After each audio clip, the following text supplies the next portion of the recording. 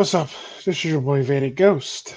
Um, this video is going to be about being content and self-improvement.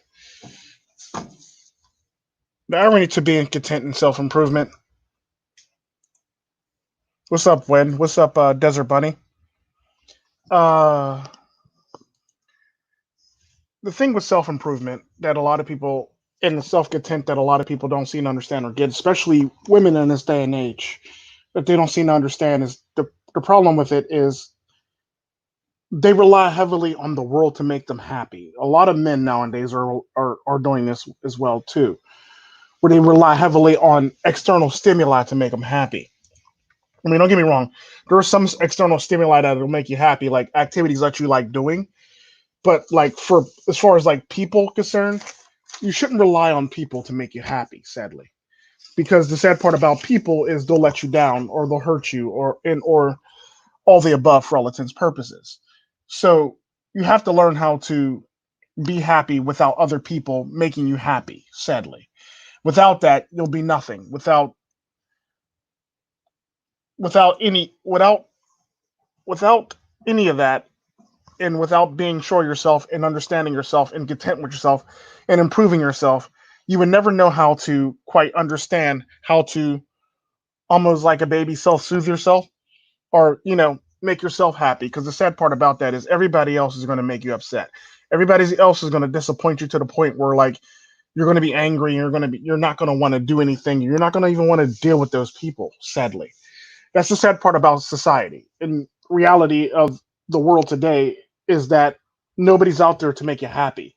If you can't make yourself happy, you're going to go through life miserable, and upset you, you're definitely going to go through life miserable.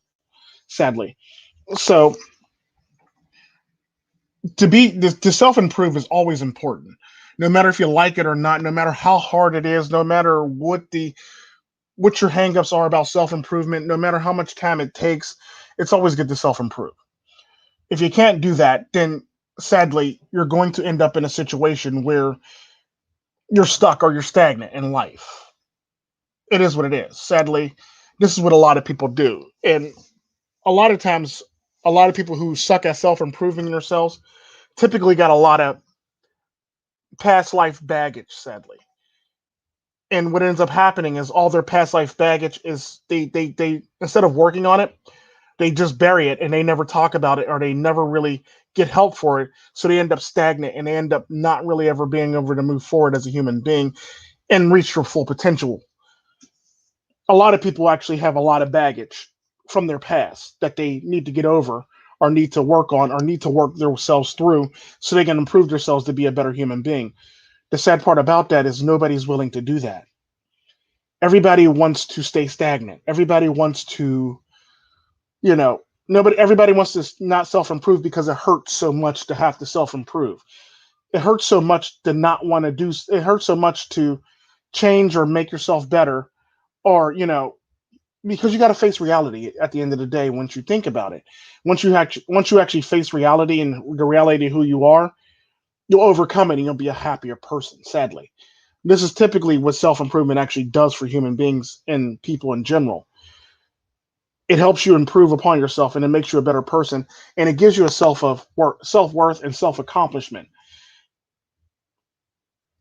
I enjoy improving every single time I can improve myself, no matter what it is. It could be something small, it could be something large, it could be something big, it could be something that I never tried in my day, a day in my life before. It's a new experience. So, in a way, I'm improving myself with this new experience. I learned something about myself. I learned a new skill, or something that I might like or may not like, learn, may not ever want to do again, or something that might scare the shit out of me. You learn basically with new experiences for all intents and purposes. So, what you want to do is to learn and always learn continuously how to improve yourself. Without doing so, you would never be the person that you will love to be. You would never be the you would never make it to your full potential without improvement or without self improvement. That's pretty much how it works. Um, the neat thing about it is everybody's so scared with improving themselves.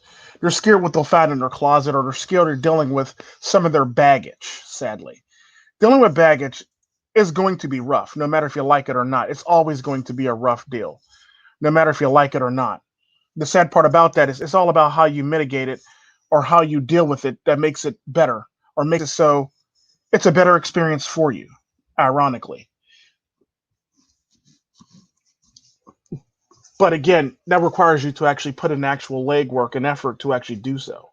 If you can't, then you'll never get anywhere in life and you'll be stuck where you are for the rest of your life, sadly. It is what it is. This is why typically a lot of people have a miserable life or go through life not understanding or never ever growing or never ever expounding or never ever being a better version of themselves because they're too scared to grow. Everything growing is scary. Don't get me wrong. Growing is very scary. Learning about yourself and learning about the darkest recesses of yourself and learning what you can and cannot do and your limitations is a very scary, daunting task. The irony to it is once you overcome that initial fear, you'll be a better human being. You'll be better for yourself and better for whoever else or the team that you're a part of. It's interesting how that works. And a lot of people don't know how to do it, or a lot of people know how to do it, but a lot of people are too scared to. And there's a lot of people that just don't know how to do it or don't know where to start. I typically always say if it's hard for you to do smart, start with the smallest problem in your life and change it, or a small habit and change it, or something small about you that you don't like, or some other people around you don't like. That's probably annoying to you and other people, and change that. Start with that. If you want to be brave and you want to be heroic, then start with a bigger task. Usually, the bigger tasks are more time consuming, and it helps you become a better person. But it might take a lot of time and effort to actually do.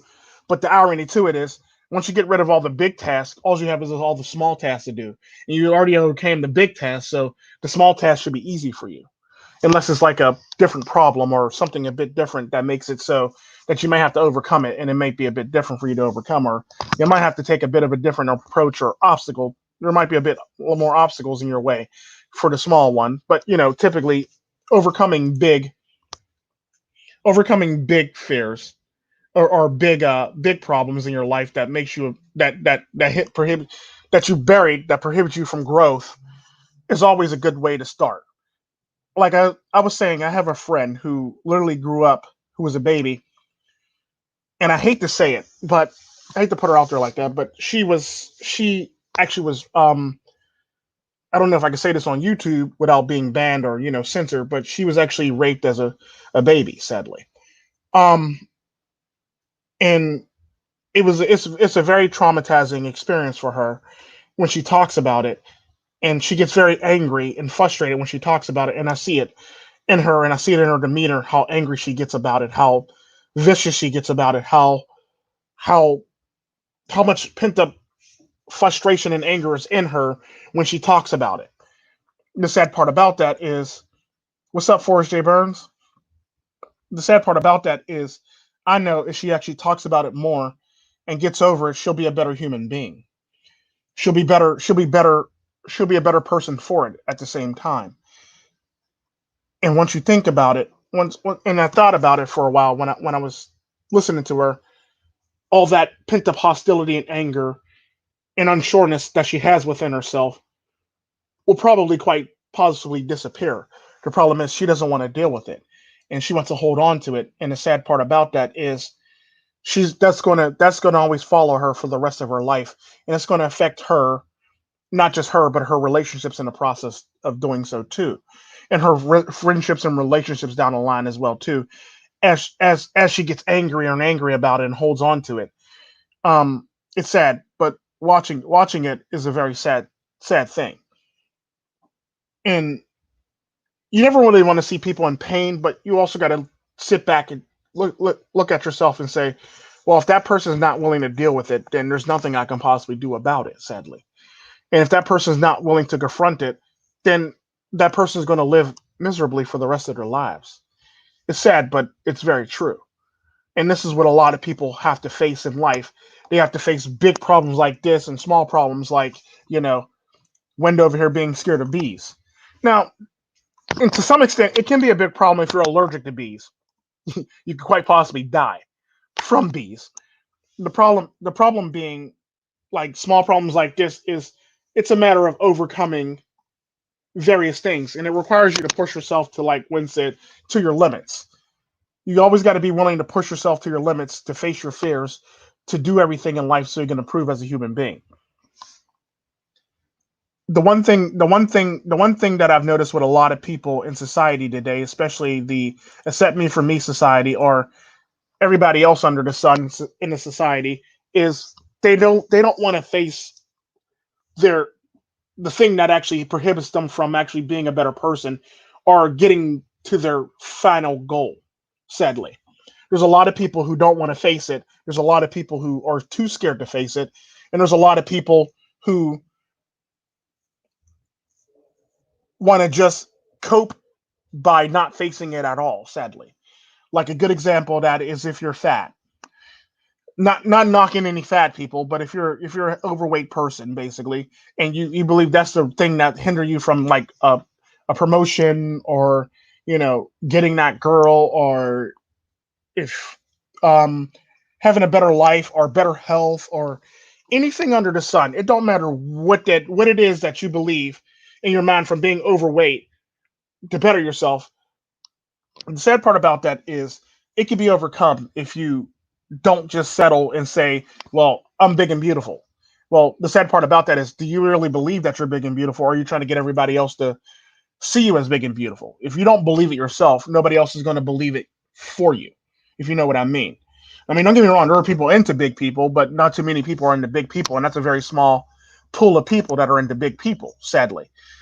But at the end of the day, when it comes down to it, you have to be able to face your fears and or accept who you are. If you can't accept who you are, then you're not really overcoming your fears. You're just coping by just coining a phrase or a phrase that everybody else is doing, like I'm big and beautiful. If you don't believe it yourself, then you're not who you believe you are, and it would never translate into your confidence and or your person or your character at the end of the day. If you don't believe that you're big and beautiful, like you can say it all day till you're blue in the face, but if you don't believe it yourself, nobody else is going to believe it for you, or nobody else is going to believe it. It's basically that quote I always say when people repeat something over and over again to me: who are you trying to convince, me or yourself? Because if you don't convince yourself, then you can't convince the rest of the world. If you don't believe it yourself, the rest of the world is not going to believe it for you, sadly. And it's one of those things that you have to face, basically. And if you want to lose the weight and you don't want to stay stagnant, and you really want to lose the weight, you really have to put in the effort to do so. If you don't want to lose the weight and you want to be big and beautiful, then you have to put in the effort to be big and beautiful, sadly. And you have to basically deal with the outcome to you being big and beautiful or anything like that, for all ascent. Uh, this guy. um, but the sad part about it, when it comes down to it, at the end of the day, is you have to face your fears. You have to be a bigger person. You have to be a better person, and you have to move on. And it helps you to move on in life and overcome other obstacles and goals. Because the sad part about that, dealing with a particular problem may help you deal with other problems down the line. There might be a direct correlation about you to other problems that you're dealing with that you're not willing to face or you can't quite overcome with a certain problem that you're been burying or putting aside to deal with.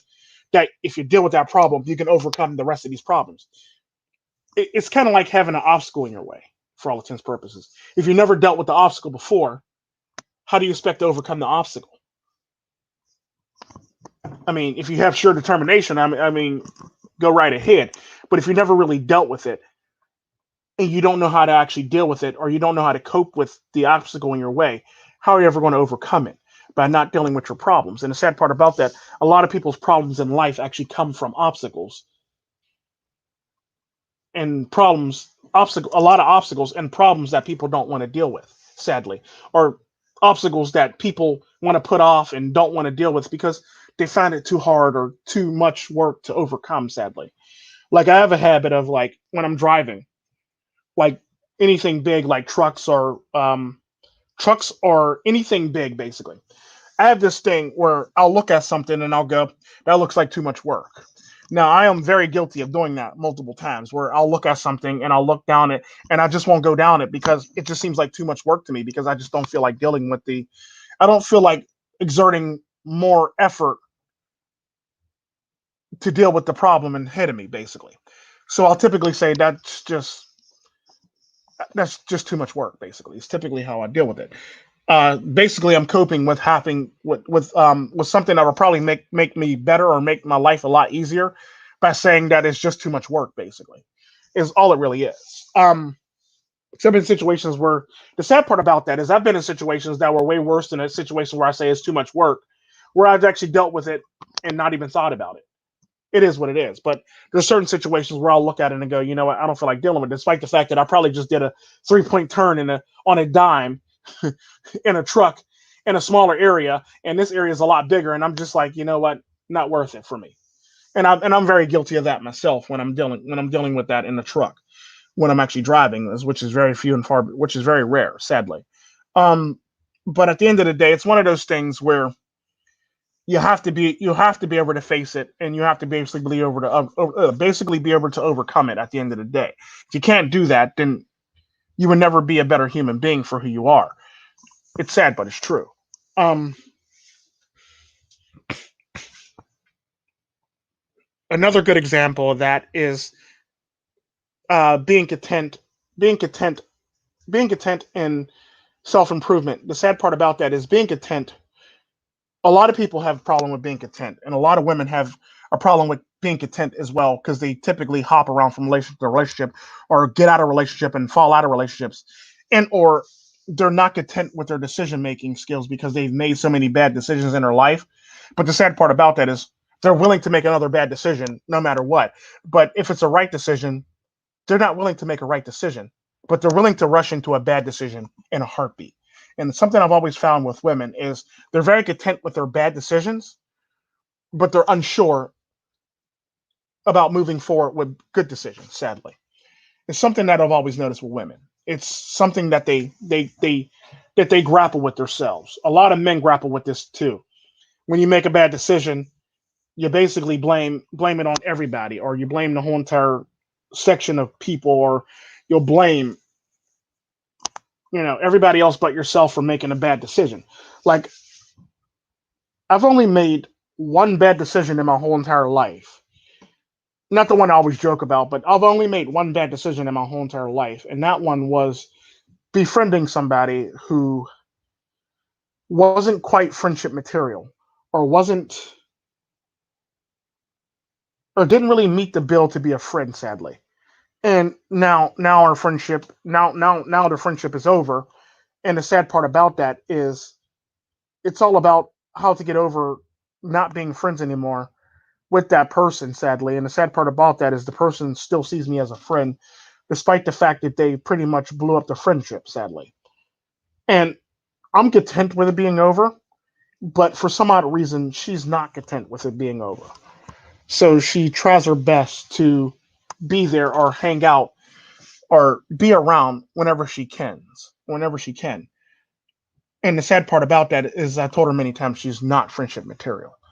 She pretty much, because typically I hold what a lot of people don't know about me is I hold my friends to a higher standard than I hold my significant other. Sadly, because I believe friends are forever. That's generally my that's generally my outlook on life. But I'll bring that up in a different video so we won't drag this on about friends and how I view my friends and stuff like that. Um, what's up, Peso? What's up, Esteban? If that's really you.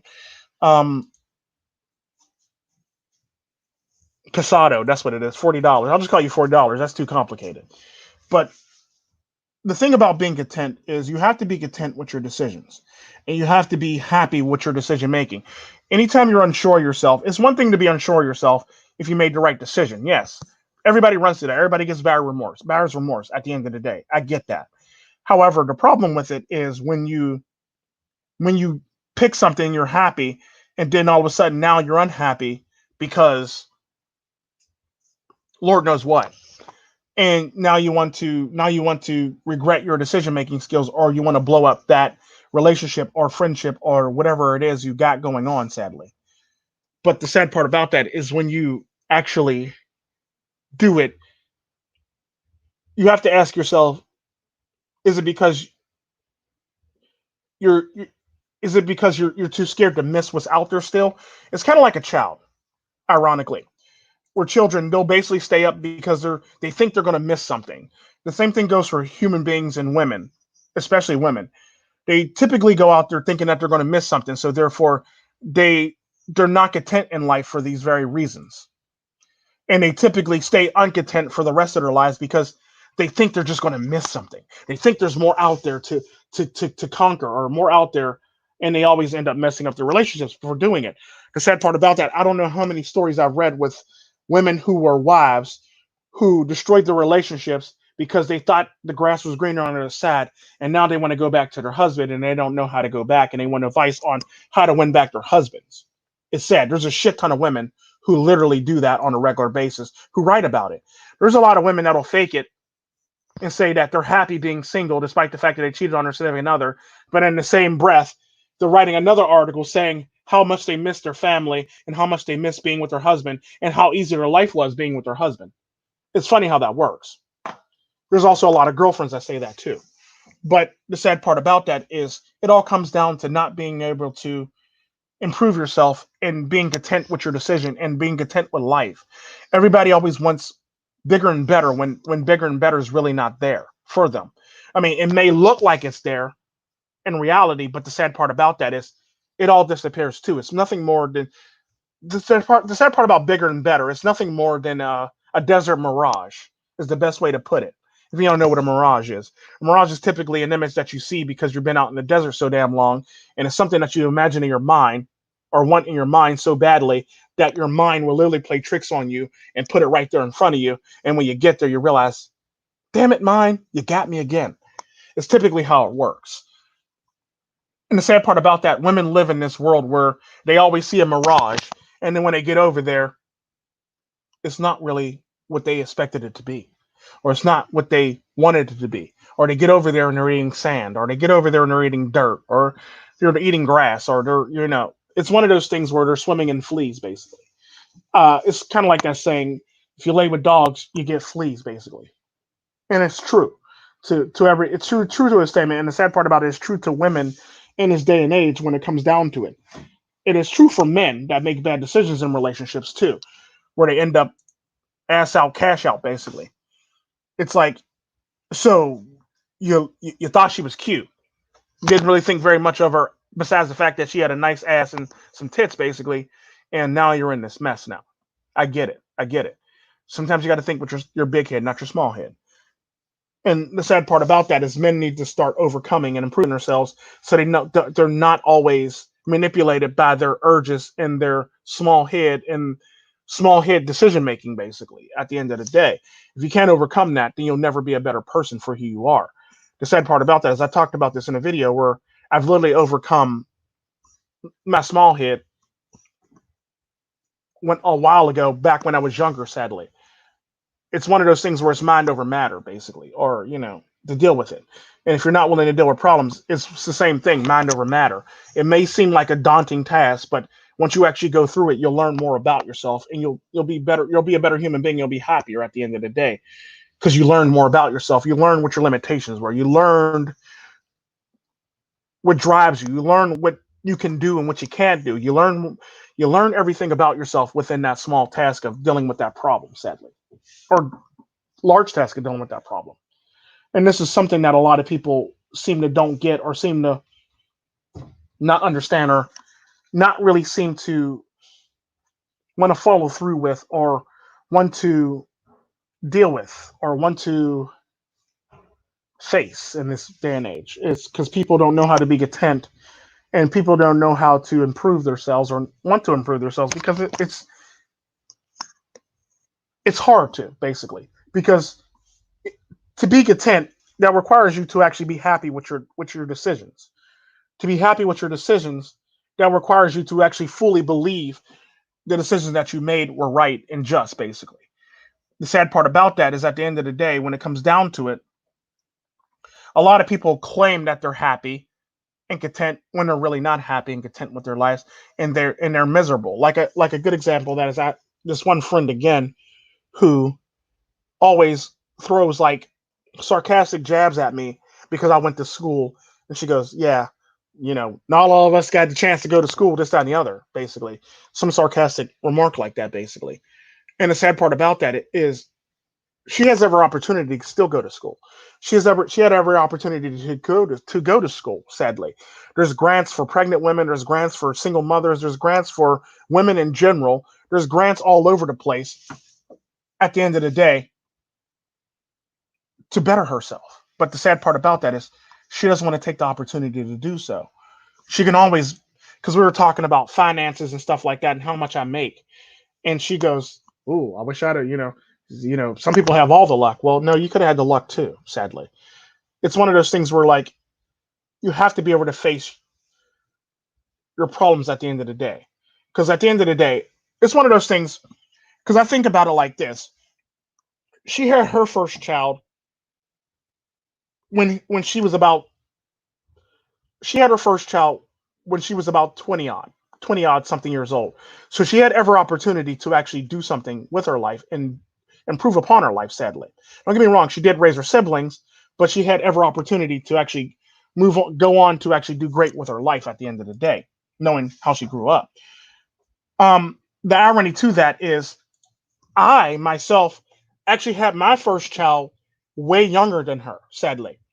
I was about 4 or 5 years younger than her when I actually had my first child, who actually passed away sadly, in a car accident. The irony to it is I was much younger than her, and I was about, say, it's about 18. I was probably about 19 or no, I was about 20 years old when I had my first child, and I was still able to go to school and actually improve upon myself and make myself better. The irony to that is because I was smart enough to jump into college right after, or trade school right after high school, I was able to finish it and actually move on and actually use the job that I actually got to actually better myself, to catapult myself into better or greatness for all intents and purposes. Ironically, because at the end of the day, the woman of that child was actually a little bit older than me, which was actually pretty funny. Um, and she was a very beautiful woman. But she passed away along with the child in a car accident, and she was also pregnant with her second child.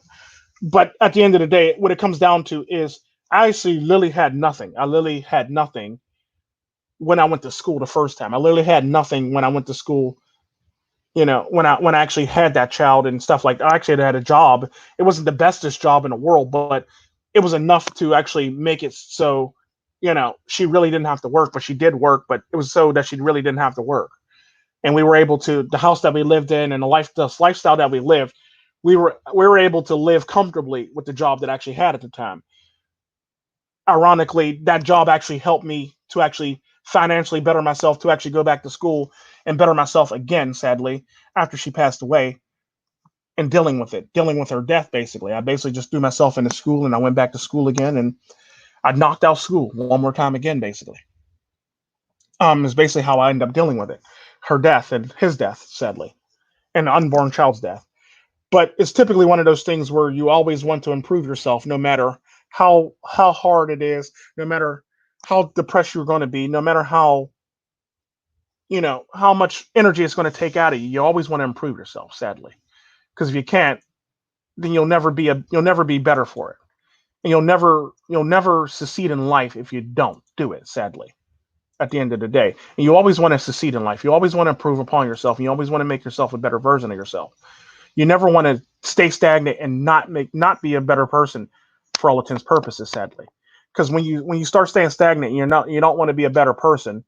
You start running into a lot of problems, sadly, and you start running into other things as well as that too. But yeah. So always learn how to be content with your decisions, and always be sure of your decisions. Never rush into a decision where you have to make a bunch of bad decisions and then you're unsure about making smart decisions or the good decisions, sadly, in life. And that's the takeaway that I always say with this. That's the honest to God takeaway that I always will say to people.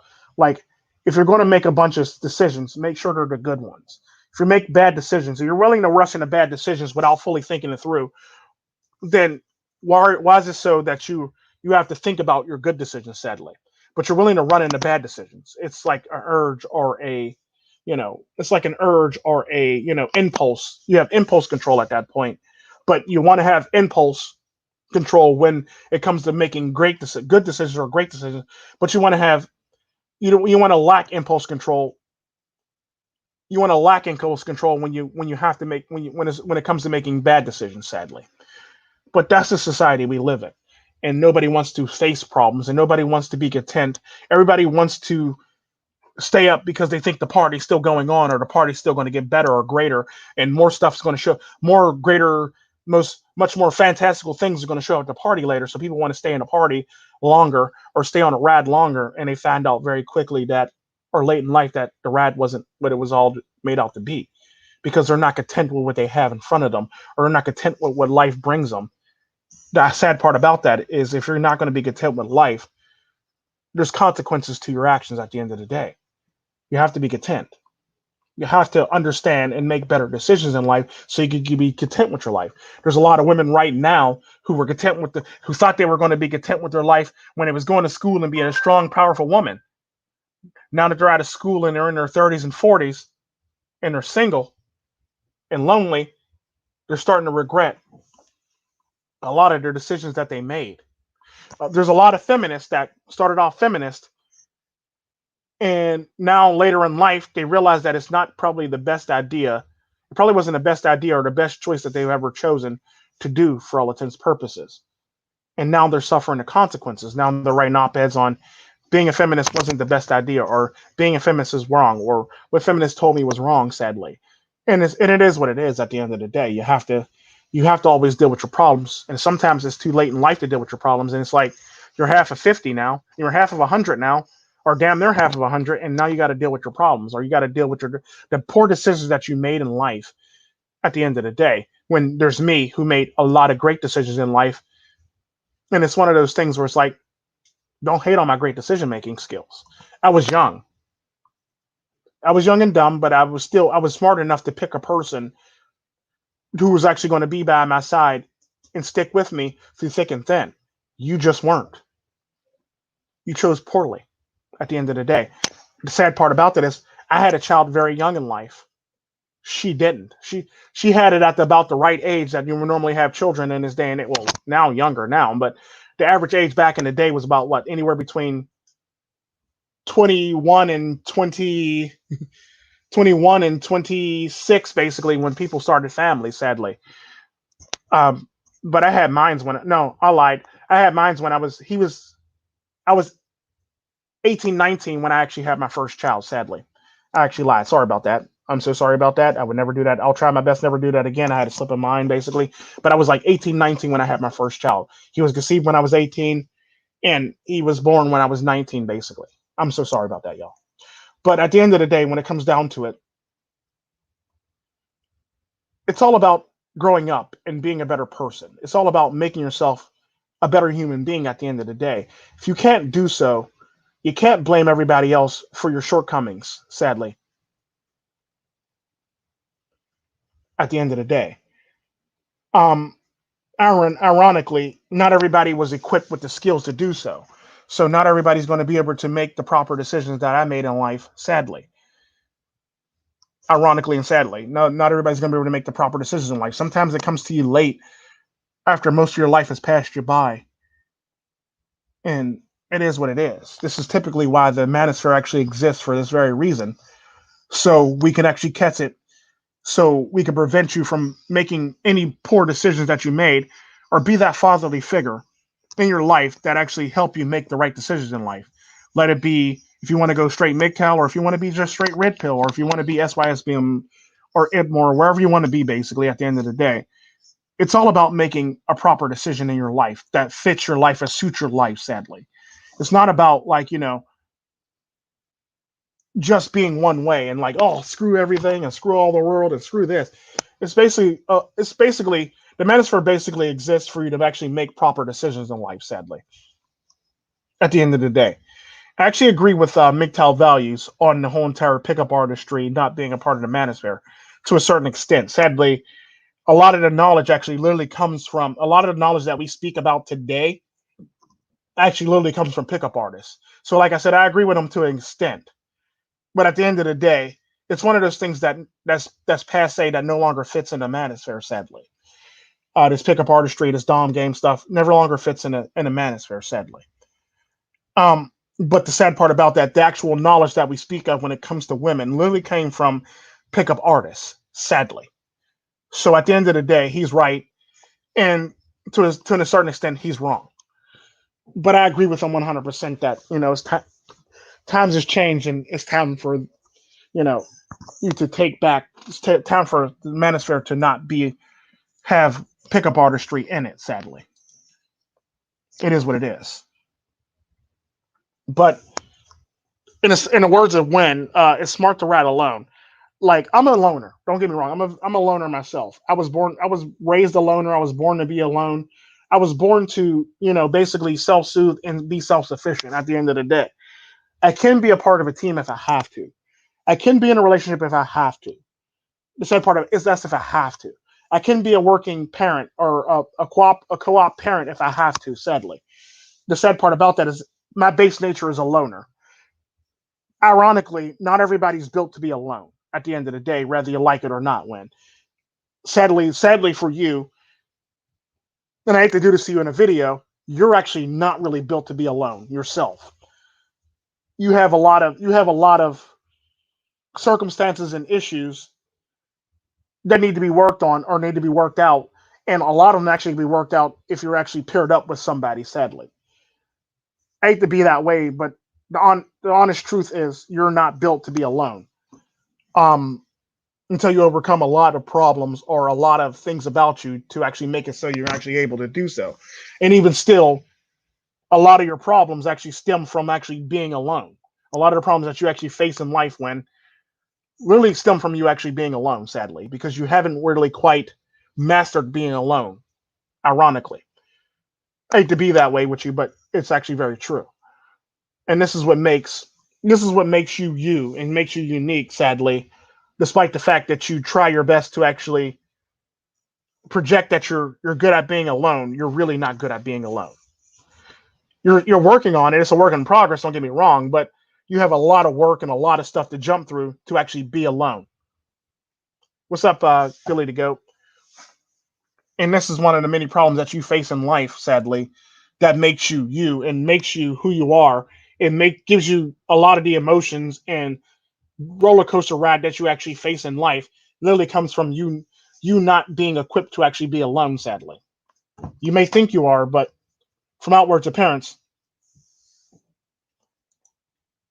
you're not really meant. You're human. You as a human being, from me talking to you and me knowing you for a while, you're really not equipped. You're equipped somewhat to be alone, but you're not fully equipped to be alone. Sadly, you have a lot of work ahead of you if you want to be a loner. Basically, at the end of the day, um, because your whole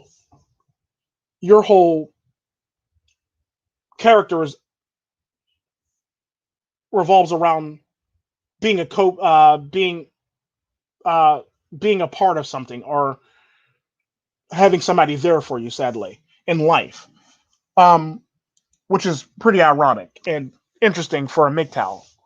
Me to say about a MGTOW because I've actually known you extensively, so I'm not going to sit here and lie to your face and go, "You're the greatest loner in the world."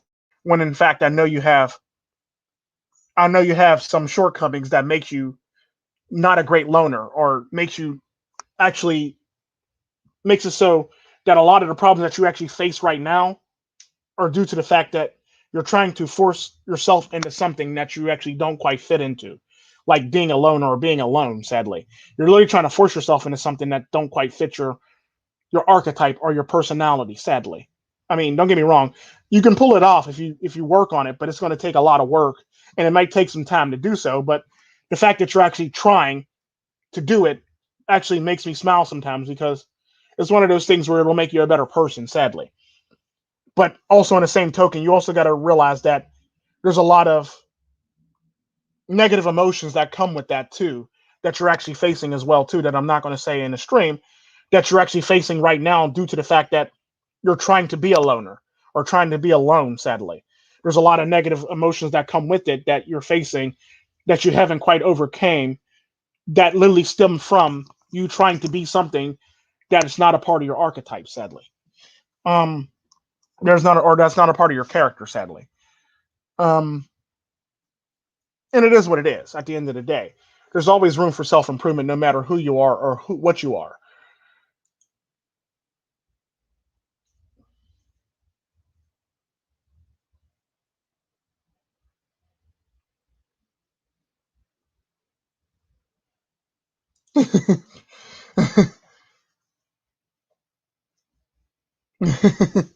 But at the end of the day, it's one of those things where you have to always be willing to improve yourself. You have to always be willing to make yourself a better person or a better human being at the end of the day, once it comes down to it. It's not something that you can take lightly. It's something that you have to take very, very seriously. And you can't take it lightly, because at the end of the day, it's who you are and it's you. And if you can't get past you, you're going to be your biggest obstacle in your whole entire life. You're going to be your biggest downfall or your biggest worst enemy at the end of the day if you can't overcome that.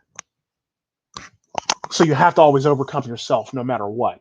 You have to always be able to overcome yourself, or always be within control of yourself at the end of the day, to be a better human being. So you can be content with all of your decision making. If you're not content and you can't overcome yourself, or you can't override emotions, you would never be content in life.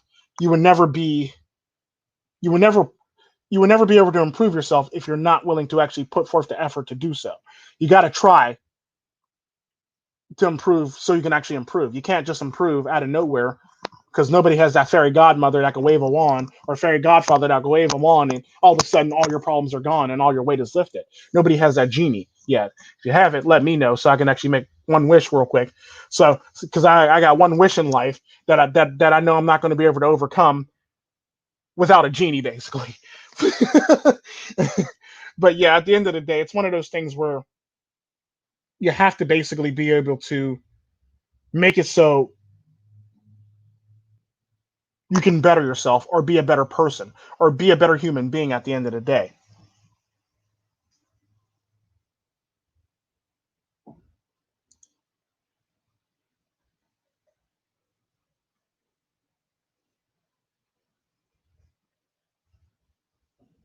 Not necessarily, Billy the Goat.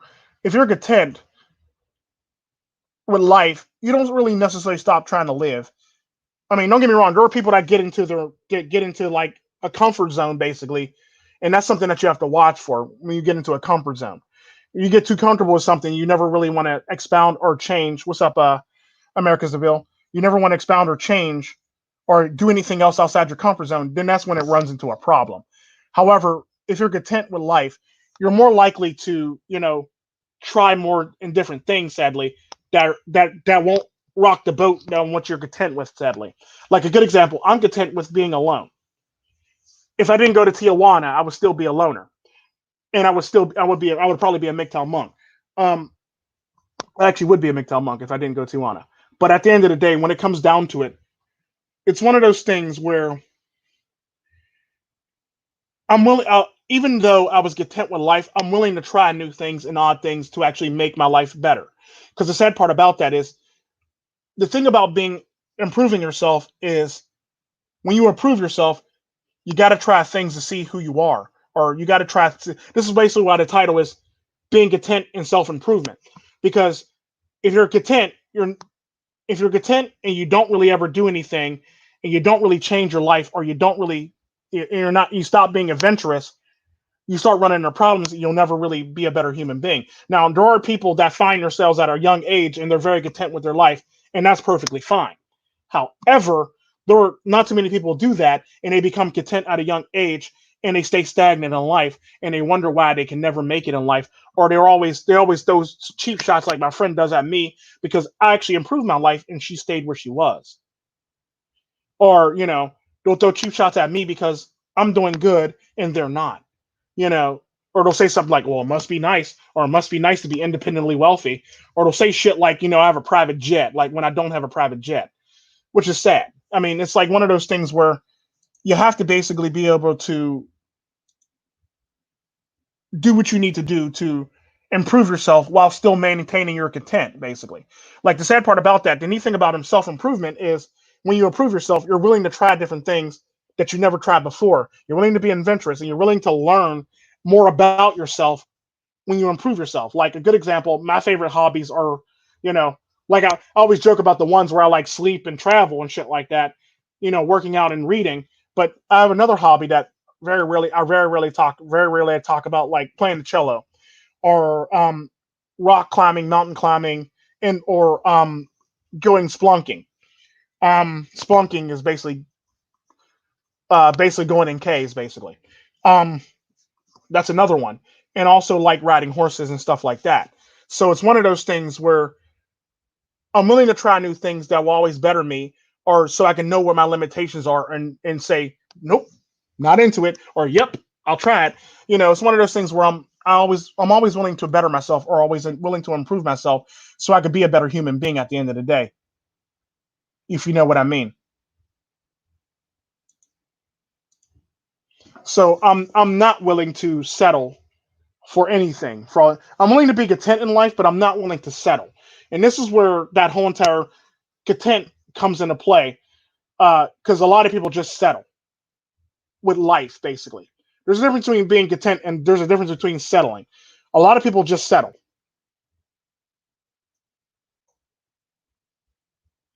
So what you can't do, is sit up here and settle for life. There's a difference between being content and settling. At the end of the day, you can't sit here and settle. You can't sit here and be content. You can't sit here and be. You could be content, but you can't sit here and settle and then turn around and try to blame a lot of other things for no reason, basically, for your shortcomings and outcomings, sadly. What's up, Luigi? Um, you can't sit here and just settle on life and say that you're content when you're really not content. You just settled. The sad part about that's like basically making a bunch of bad decisions. It's funny how people always say they're adventurous, but they make a bunch of bad decisions, but they don't want to make the right decision to better their lives. So you're not adventurous. You're just settling for mediocre or a bad life at the end of the day. Once you think about it, you're just settling for a very, very poor, sad life. Once you think about it, and the sad part about that is, it is what it is. Like, accept your shortcomings and accept it. But the sad part about that is, you can't sit up here and make a bunch of bad decisions and turn around and say, well, I'm not sure about this great decision. Or I'm not sure about this good decision, basically. Because at the end of the day, what you're basically doing is you basically have impulse control when it comes to making good decisions, but you have poor impulse control when it comes to making bad decisions. Like you want to also all of a sudden have impulse control when it comes to making good decisions, and it's like, well, I don't know, I'm not sure, I don't know if it's for me, I don't know about this, and it's like, okay, it is what it is. Like, knock it off. And then when it comes to making bad decisions, it's like, it's the greatest decision I ever make. Or you'll make up excuses for any bad decision you make, sadly. Or you'll say, well, I made a bad decision in life, you just have to accept me for me. Well, no, we don't have to accept you for you. You have to accept yourself for being who you are at the end of the day. If you're not happy with who you are, you can't convince everybody else to be happy with who you are at the end of the day, sadly. This guy, I do not own a Cessna. But at the end of the day, it's one of those things where when you basically settle. The sad part about that, women are very good for settling, and they think everything's great, but they're really settling. And that's typically how it is. When a woman say, I have to settle, they never settle unless it's a bad decision. Then they settle on a bad decision, basically. Like a man that's willing to beat their ass and send them to the hospital, or cheat on them and treat them wrong, they're willing to settle for shit like that. But they're not willing to be content with something that's good for them, or a great decision, because they're unsure of a great decision or making good decisions, sadly. I can't think of one woman that's ever made a great decision that's ever made good. Well, outside of the women in my family and a few other women that in my life that I've actually seen, I can't think of any women that actually made great decisions and is in a great place right now. Like, it's sad, but it's true. If you make great decisions, you'll be in a better place. You'll be able to, if you when you make great decisions, you basically have the foresight to know that your life is probably going to go to shit, or your life is going to make a turn for the worse, sadly. And the sad part about that, having that foresight makes set you up for the future. Nobody ever really thinks about their future. Nobody ever really thinks about their future. Everybody thinks about the now and immediate and what makes them feel good now, sadly. The sad part about that is the sad part about that is when it comes to making good decisions, they want to be unsure, or they're not quite sure, or they're on a fence about good decisions, but they're all in for bad decisions. Like, I'm all about making bad decisions if I can mitigate the outcome or damages to me making a bad decision. I'm all about bad decisions. Or if the bad decision helps me learn something, I'm all about making a bad decision. But I'm not willing to stick with a bad decision for a very, very long time if it's a bad decision. I'm willing to actually say, you know what, Tico, aka Vedic Ghost, that wasn't the greatest decision you ever made in your life. You might want to cut your losses while you can. And that's typically how I've always been, sadly. And no, I'm not getting a pilot's license. I thought about it once, but I'm not content with that decision, in other words. But yeah, it's one. I mean, don't get me wrong. If you want to go get a pilot's license, I'll be happy to tag along with you to go get one. And I'll just learn a new skill. I ain't got a problem with that. But the chances of me flying a plane are slim to none.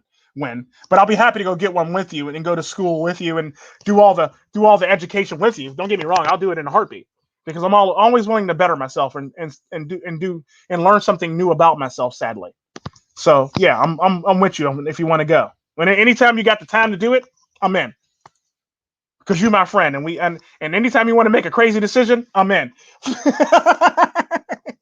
Kind of like that one meme I always show you. Um, but at the end of the day, it's one of those things that, yeah, and like America Seville said, love is addicting. Making bad decisions is addicting too. If you make a bad decision, and the reason why it ends up being addicting, it's not really addicting for the fact that it's addicting. It's addicting for the fact that when you make a bad decision, you don't want to admit to you making a bad decision, so you commit to the bad decision and try to make it look as good as humanly possible when it's really going to shit on you. And that's typically how a lot of people are, and that's how a lot of people think. At the end of the day, a lot of people will try to commit to making bad decision and try to make the best of the bad decision instead of actually trying to make a good decision and make their life better. It is what it is. But that's enough of my time. I took up enough of your time. Um, don't forget to come over to the internal sadist channel later about 10. I got another video going up where I'm going to analyze the video without showing the video. I'm gonna analyze the whole entire Friends thing and tell you my actual thoughts on the Friends thing, sadly, and why women end up in the messes that they're in. So definitely come check out the internal sadist channel later. If you haven't subscribed, the link is in the description box for all intents purposes. But definitely come check me out over there. Y'all have a blessed day. Be good to yourselves. Treat yourselves like milk. Do not spoil yourselves, and be good to yourselves, and always improve upon yourself. This goes for men, women, and children. Everybody who's watching. You don't have to be a man to do it. Just do it. Basically, just do it, and do it big. But y'all be blessed and have a blessed day. This is Vedic Ghost, and enjoy the outros.